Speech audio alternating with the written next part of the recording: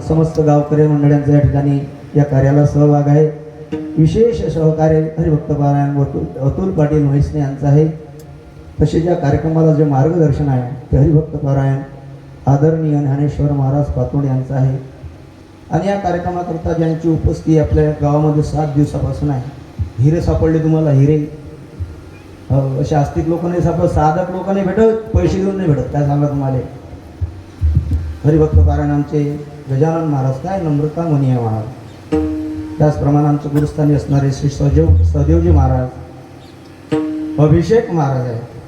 आणि तुम्हाला चिंताच करायचं काम नाही, असा चिंतामणी तुमच्या इथे येऊन बसलेला आहे. विठ्ठल विठ्ठल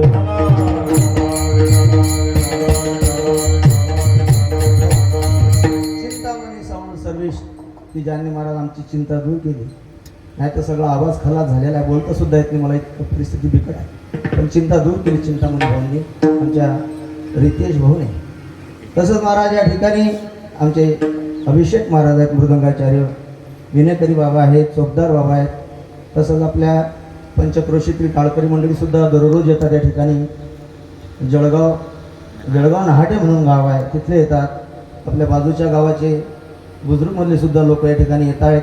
तसेच माझ्यासोबत माझे आणि महाराज विद्यार्थी असं म्हटलं तरी चालेल, आमचे विशाल महाराज माझ्यासोबतच राहतात, लहानपणापासून सोबत राहतात.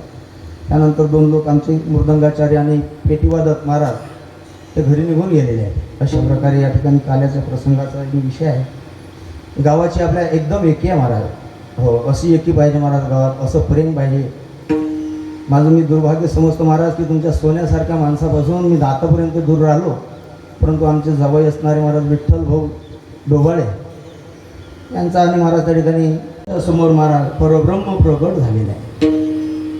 परब्रह्म प्रगट झाल्यानंतर ज्याप्रमाणे महाराज त्या ठिकाणी सूर्योदय झाल्यानंतर रात्र संपते, त्याचप्रमाणे महाराज जीवनामध्ये एकदा आनंद प्राप्त झाला ना की दुःखाची पाठीच पुसल्या झाली. सुख वेगळं आहे आणि आनंद वेगळा आहे. त्या मातेनं जेवढं काही त्या ठिकाणी दुःख सहन केलं असेल तर सगळं दुःख ती विसरले, फक्त भगवंताचं रूप पाहिलं तर. आणि तेच महाराज नामदेव महाराज अभंगाच्या पहिल्या चरणात सांगतात. जो सांगता आहे तो काल्याच्या प्रसादाने केला जातो.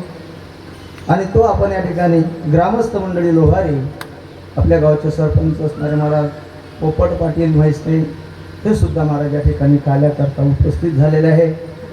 तुम्ही सर्व मायबाप सर्वांच्या अमूल्य सहकार्याने महाराज टाळकरी, माळकरी, गावकरी, भजनी मंडळ, तरुण मंडळ सर्वांच्या असीम सहकार्याने या शुभ प्रवकालामध्ये हा आनंद आपल्याला भोगता आलेला आहे. एकाच्या कैवाडे उगवी बहुतांची कोडे, आणि तुमच्या प्रसादातला प्रसाद आम्हाला प्राप्त झाला हे आमचं आम्ही भाग्य समजतो. ज्ञानेश्वर